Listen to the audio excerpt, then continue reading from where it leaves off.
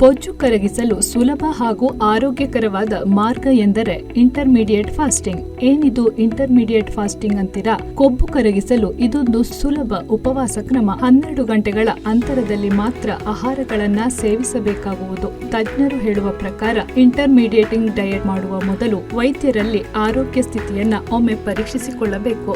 ನಂತರ ಈ ಕ್ರಮವನ್ನ ಅನುಸರಿಸಬೇಕು. ಗಂಟೆಗಳ ಕಾಲ ಉಪವಾಸ ಇರುವುದರಿಂದ ದೇಹದಲ್ಲಿರುವ ಕೊಬ್ಬುಗಳು ಕರಗಿ ದೇಹಕ್ಕೆ ಬೇಕಾದ ಪ್ರೋಟೀನ್ಗಳಾಗಿ ಬದಲಾಗುತ್ತವೆ. ಈ ಕ್ರಮವನ್ನ 5 ರಿಂದ 6 ತಿಂಗಳುಗಳ ಕಾಲ ಮುಂದುವರಿಸಿದರೆ 100% ಉತ್ತಮ ಫಲಿತಾಂಶ ದೊರೆಯುವುದು ಎಂದು ಸಹ ಹೇಳಲಾಗುವುದು.